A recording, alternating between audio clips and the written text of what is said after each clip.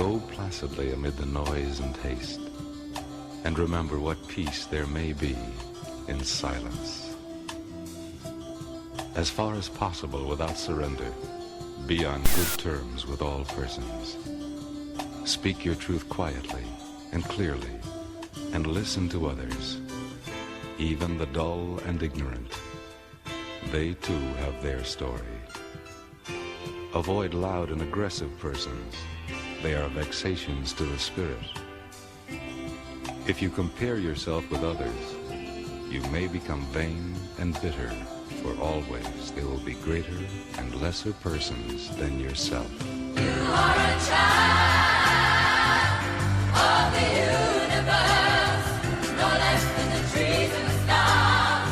You have a right to be here, and whether or not it is clear to you, no doubt the universe is unfolding as it should.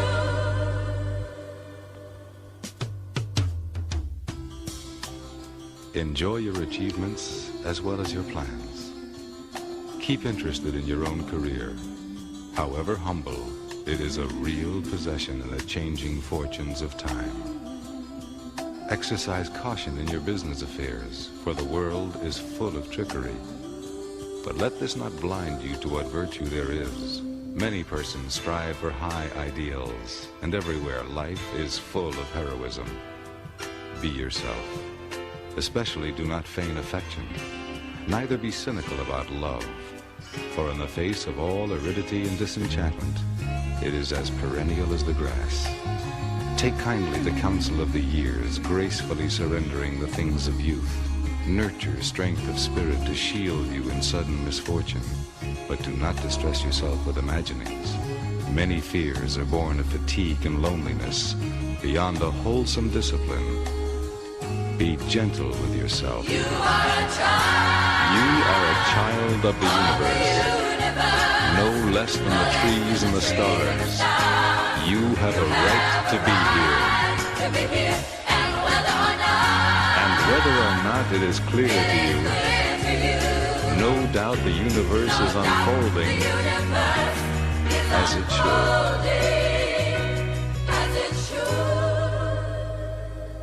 Therefore, be at peace with God, whatever you conceive him to be, and whatever your labors and aspirations in the noisy confusion of life. Keep peace with your soul. With all its sham, drudgery, and broken dreams, it is still a beautiful world. Be careful. Strive to be happy. You are a child of the universe, no less than the trees and the stars. You have a right to be here. You are a child of the universe, no less than the trees and the stars. You have a right to be here. You are a child of the universe, no less than the trees and the stars. You have a right to be here. You are a child of the universe, no less than Beat down black men and dig. Reach up black men and women and pull all nature's knowledge to you. Turn you around and make a conquest of everything, north and south, east and west. And then when you will have wrought will, you will have merited God's blessings. And as you bow down to the white man today, so will other races bow down to you and call you a race of masters because of the superiority of your minds and your achievements. We must canonize our own saints, create our own martyrs, and elevate the positions of fame and honor. Black men and black women who have made a distinct contribution to our racial history. Sojourner Truth is worthy of a place of sainthood alongside of Joan of Arc. Christmas addicts and George William Gordon are entitled to the halo of martyrdom with no less glory than that of the martyrs of any other race. Africa's produced countless numbers of men and women in war and peace whose luster and bravery outshine that of any other people. Then why not see good and perfection in ourselves? God made man Lord of his creation, gave him possession and ownership of the world. And you have been so darned lazy that they've allowed the other fellow to run away with the whole world, and now he's bluffing you and tell you that the world belongs to him and that you have no part in it. I don't have to apologize to anybody for being black, because God Almighty knew exactly what he was doing when he made me black. Me black. Me black. You race of cowards, you race of imbeciles, you race of good for nothings. If you cannot do what other men have done, what other races have done, what other nations have done, then you had better die. Can we do it? We can do it. We can do it. We can do it. There's any leadership that teaches you to depend upon another race is a leadership that will enslave you. That will enslave you. That will enslave you. Let me say that again. Any leadership that teaches you to depend upon another race is a leadership that will enslave you. That will enslave you. They gave leadership to our foreparents, and that leadership made them slaves. But we decided to find a leadership of our own to make ourselves free men. Babylon did it. Assyria did it. France under Napoleon did it. Germany under Prince von Bismarck did it. Britain under William Pitt Arthur Chatham did it. America under George Washington did it. Africa with 400 million black people can do it. Because when the history of my suffering is complete, future generations shall have in their hands the guide by which they shall know the sins of the 20th century. I know, and I know you too believe in time, but we shall wait patiently for 200 years if need be to face our enemies through our posterity. After my enemies are satisfied, in life or death I shall come back to serve even as I served before. In life I shall be the same, in death I shall be a terror to the foes of African liberty. That need to be the real Marcus Garvey I would like to be. If I may come in an earthquake or a cyclone or a plague or pestilence or as God would have me, then be assured that I shall never desert you and make your enemies triumph over you. If I should die in prison in Atlanta, my work shall not only just begin, but I shall live in the physical or the spiritual to see the day of Africa's glory. When I am dead, wrap the mantle of the red, the black, and the green around me. For in the new life I shall rise up with God's grace and blessings to lead the millions up the heights of triumph in the colors that you well know. Look for me in the world when a storm, look for me all around you. For I shall come back and bring with me countless millions of black slaves who have died in America, who have died in the West Indies, and millions who have died in Africa to aid you in the fight for liberty, freedom, and life. The world today has gone drunk and crazy with its power, and by such through injustice, fraud, and lies have crushed the unfortunate. But if I'm crushed by the system of influence and misdirected power, my cause shall rise again to plague the conscience of the corrupt. For this I'm happy to suffer and even die, but I will write the history for the millions that are coming and leave the posterity to reckon with the host for the deeds of their fathers. They just laugh at you, return the laughter to them. If they mimic you, return the compliment with equal force. They have no more right to dishonor, disrespect, and disregard your feeling in manhood than you have in dealing with them. Honor them when they honor you, disrespect and disregard them when they vilely treat you.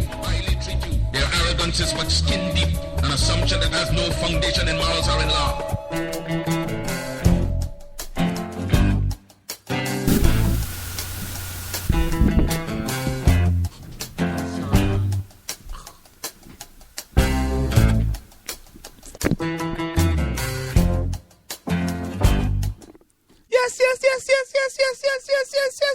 Yes. Good evening, all my South Orange Maple listeners, and all those other listeners in the towns of Melbourne, Livingston, Irvington, West Orange, East Orange, Orange, and Newark.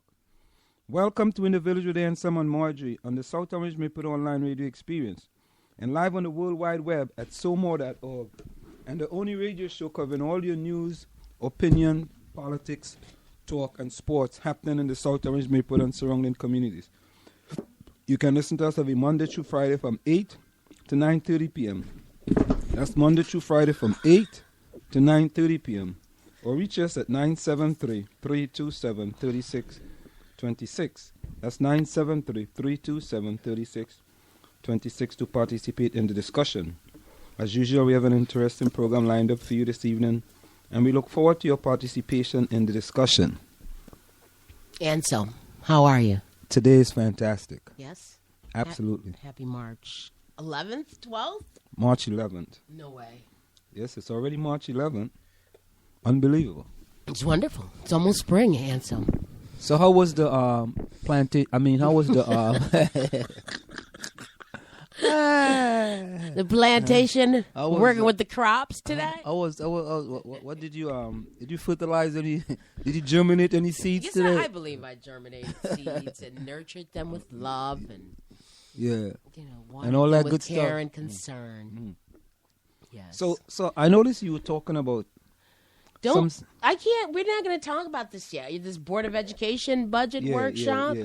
No, because I'm reading this article here, and then it says that at the end you can watch, the edit, watch the discussion with John Wright insisting on an auditor being called back to explain some things in the budget. But there is a YouTube right here at the Board of Education workshop here on Soma TV, pegcentral.com. But the link is at the end of the article, which is in the Village Green. And it says it begins at 1 hour and 20 minutes and lasts for about 10 minutes. But my summation of it is that she seemed to be encouraging the other members, insisting that an auditor be called back and that the budget be re-looked at, and seeking for some type of resolution on how funds should be spent or something wrong. Now, earlier in the year, I remember them mentioning that remember a couple last year when they said there was this excess in the budget and that they had to give money back to the state? And which is a good question. What happened to that excess money? Well, the state gets the money back, so now taxes are raised. So at some point, there was extra money in the budget, and no longer is it there. So, whenever you're ready to cue that up, or I don't know if we should introduce the article first. Go on and introduce the article. Let me see if I can find that. So this Board of Ed, let me get to this. Board of Ed discusses transparency, request to bring back auditor. This looks like it was just put out 4 hours ago, but this meeting was March 4th.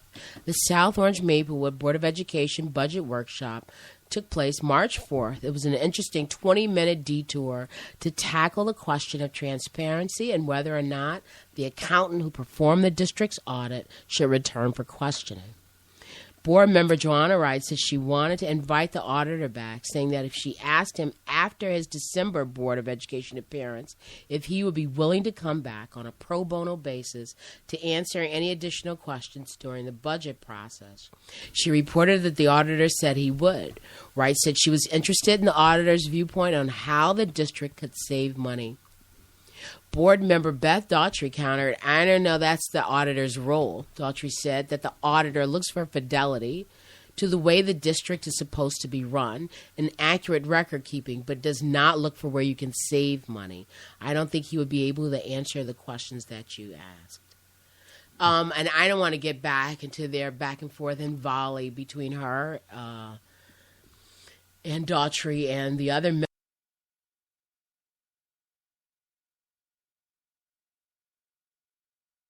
Gonna get that. I have it here on my laptop. Yeah, but they can't do it. We're not gonna be able to get it. Well, let's see what I can try to pull this together really quick. Right, so he says, I don't think he would be able to answer the questions you want to ask, that Daughtry said. And then Wright quickly retorted, you don't know what I want to ask. Board member Stephanie Lawson Muhammad said that as a member of the Finance Facilities and Technology Committee, FFT, I would hope that if there were questions for the auditor that we could have asked them at a time or asked them in committee. She said she was confused as to why we'd need to waiting till next week. Another budget workshop is scheduled for March 12th at 7:30 p.m. is almost too late. I would suggest that there are some questions. We document those to share with the auditor as soon as possible, or even to determine if there's something that Ms. Schneider and her team can answer. Board member Jeff Bennett said he was interested in finding out if we had to pay for retiree benefits and what the cost would be. He said that he was hoping other board members would agree that this is something we should know because there is pending legislation. At this point, board president Wayne Eastman said he wanted to get a head count on how many board members wanted the auditor back. The suggestion originally